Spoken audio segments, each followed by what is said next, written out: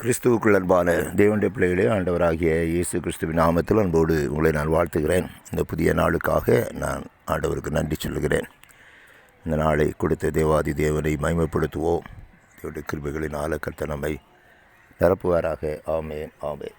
இந்த நாளில் தியானத்திற்காக எடுத்துக்கொள்ளப்பட்ட பகுதி நீதிமொழிகள் 3வது அதிகாரம்.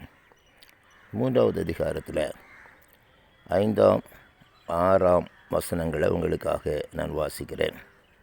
உன் சுய புத்தியின் மேலே சாயாமல் உன் முழு இதயத்தோடும் கர்த்தர் நம்பிக்கையாயிருந்து உன் வழிகளில் எல்லாம் அவரை நினைத்துக்கொள். அப்பொழுது அவர் உன் பாதைகளை செவ்வைப்படுத்துவார். ரொம்ப அருமையான ஒரு காரியத்தை ஞானி சொல்லுகிறத நம்ம பார்க்குறோம்.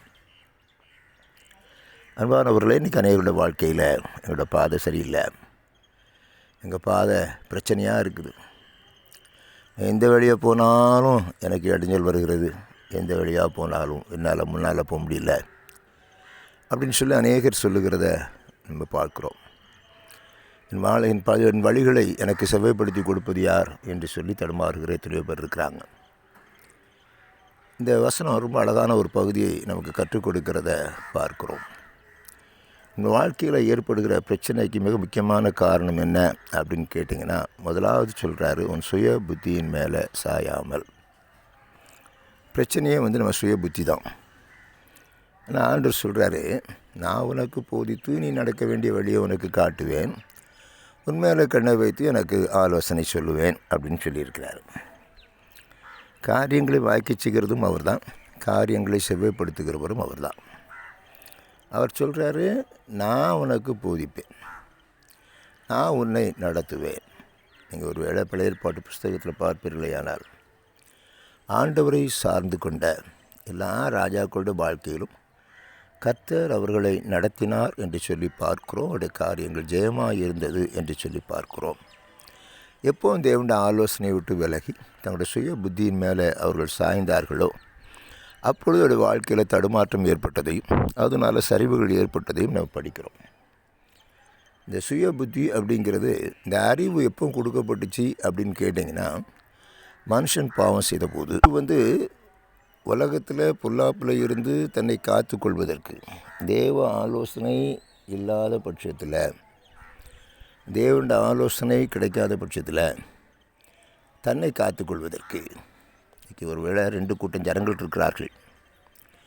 ஒன்று தேவ ஆவியானவரை பெற்ற தேவ ஜனங்கள், ஆவியினால் நடத்தப்படுகிற தேவ ஜனங்கள். இன்னொரு கூட்டம் மாம்சத்தின்படி நடக்கிற தேவ ஜனங்கள். இவர்கள் அறிவை கொண்டு நடக்கிறார்கள். இவங்க தங்களுக்கு எது சரி என்று தோன்றுகிறதோ அதை செய்கிறார்கள், எது அவங்க அறிவுக்குட்பட்டதாக இருக்கிறதோ அதை செய்வதற்கு முற்படுகிறார்கள். ஆனால் தேவனுடைய பிள்ளைகள் தேவ ஆவியினாலேயே நடத்தப்படுகிறார்கள். தேவ ஆவியான என்ன சொல்கிறாரோ அதுக்கு தங்களை நிச்சயம் உட்படுத்திக் கொள்கிறார்கள். ஆதாமும் ஏவாளும் உருவாக்கப்பட்ட காலத்தில் அவங்க தேவ ஞானத்தினால் நிரப்பப்பட்டவர்களாக இருந்தார்கள்.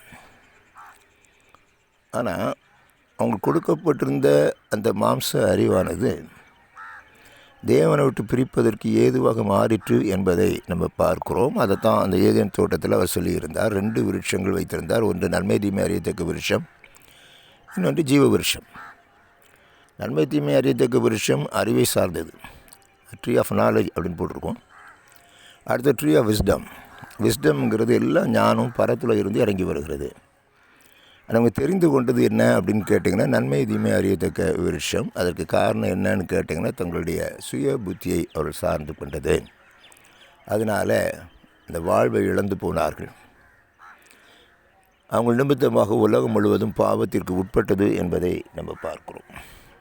அன்பானவர்களே, இன்றைக்கி நம்மளோட வாழ்க்கையில் நமக்கு முன்பாக ஆண்டவர் இந்த 2 காரியத்தை வச்சிருக்கிறார். அறிவு இருக்கிறது, தேவ ஞானம் இருக்கிறது. ஆனால் ஆண்டோட விருப்பம் என்ன? தேவ பிள்ளைகள் தேவ ஆவியினால் நடத்தப்பட வேண்டும் என்று விரும்புகிறார். அவரே நல்ல மேய்ப்பராக இருந்து நம்மை நடத்தி செல்ல வேண்டும் என்று விரும்புகிறார். அவர் நல்ல மேய்ப்பராக இருக்கும்போது புல்லுள்ள இடங்களில் மேய்ப்பார், அமர்ந்த தண்ணீரண்டையில் நம்மை நடத்துவார். ஜீவனுள்ள நாட்கள் எல்லாம் நன்மையும் கிருபையும் நம்மை தொடரும் என்று வேதவசனம் சொல்லுகிறது. பலத்துக்கு மேலேயோ, அறிவுக்கு மேலேயோ, ஆட்பலத்துக்கு மேலேயோ, பணபலத்துக்கு மேலேயோ இல்லாமல் இருப்பது நல்லது. முழுவதுமாக கர்த்தரை நம்பி கர்த்தரை சார்ந்து கொள் என்று சொல்லுகிறார். அதை நமக்கு நியமிக்கப்பட்ட பாதையில் போகும்போது நம்ம எண்ணங்கள் சிந்தனைகள் எல்லாம் அவரையே நோக்கி பார்த்ததாக இருக்க வேண்டும். வலதுபுறம் இடதுபுறம் சாயாதபடிக்கு, வலதுபுறம் இடதுபுறம் சாயாதபடிக்கு, நம்முடைய சிந்தைகளை சிதற விடாதபடிக்கு நமக்கு முன்பாக தேவன் எதை நியமித்திருக்கிறாரோ, எந்த லக்கு நியமிக்கப்பட்டிருக்கிறதோ அதை மாத்திரமே மனதில் கொண்டவர்களாக கடந்து போக வேண்டும் என்று ஆண்டவர் எதிர்பார்க்கிறார். அப்படி போகும்போது என்ன நடக்கும்?